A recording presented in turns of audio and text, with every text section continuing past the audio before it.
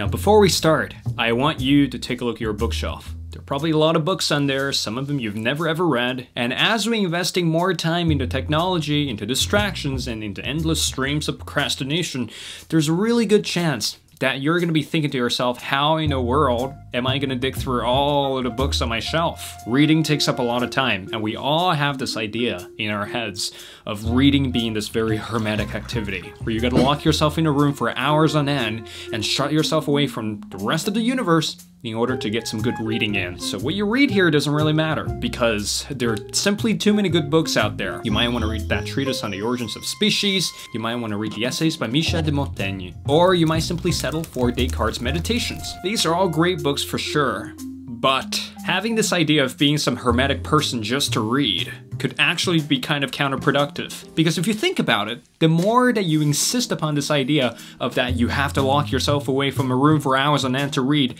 the bigger the goal becomes. And the bigger and the scarier the goal becomes, the less likely that you're actually going to do the reading. Nowadays, we really have the concentration nor the freedom to really dive that deeply into books. So thereby, by conjuring up this really giant thing in your head, by conjuring up this fantasy, it's actually going to drive you away from reading instead of driving you toward it. We need to stop fearing the boogeyman and to actually get some decent reading in. In my opinion, how much you read on a daily basis actually doesn't matter that much. Whereas consistency, on the other hand, which I've talked about before in other videos of mine, is much more important. It is way better if you read 20 pages a day and sustain that over the coming months than if you read 200 pages a day and completely burn yourself out.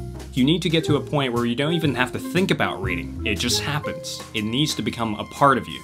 Reading needs to be a part of your daily routine. Science fiction writer Ray Bradbury had a really brilliant tip. For the next 1,000 nights, before you go to bed every night, read one short story. That'll take you 10 minutes, 15 minutes.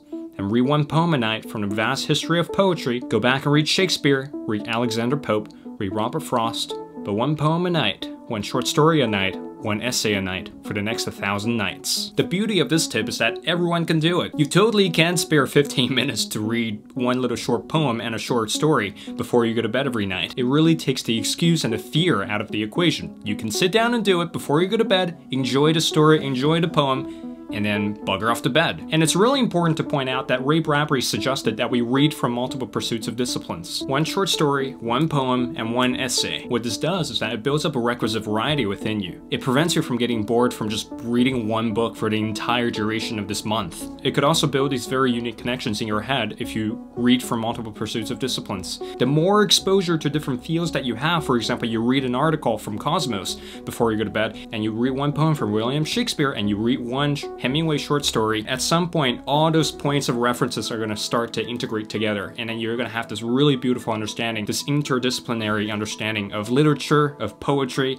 and of contemporary science. Personally, my reading habits are a little bit different from Ray Bradbury's advice. I typically like to read non-fiction or university reading or hard fiction first thing in the morning over a cup of tea, so that my mind is really clear and I can sort of make sure that whatever I'm reading, I'm giving it 1,000% concentration. And before I go to bed, I typically whip out a short story here and there, or read a chapter from a fictional work that I like. And to finish it all off, I'll read one random poem from a collection on my shelf. Let it be Allen Ginsberg, let it be T.S. Eliot, let it be William Shakespeare, let it be William Wordsworth, anything. Read one poem every single night. Poems are really short, and then after 2 to 3 months, you come back to your progress, you take a look at all the stuff that you've read.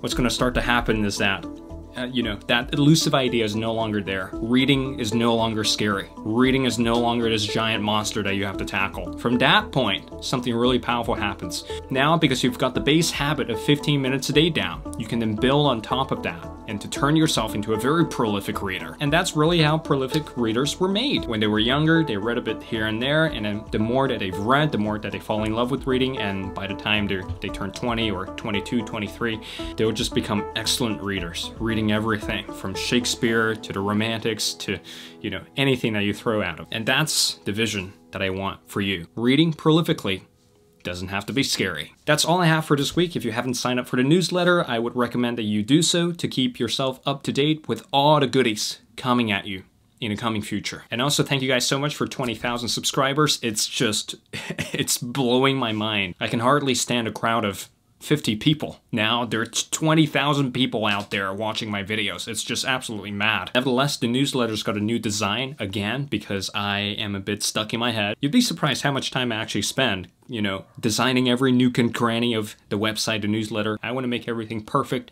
and worth your time. Anyway, RC Waldun here, and I shall be signing off right now. See you guys next time.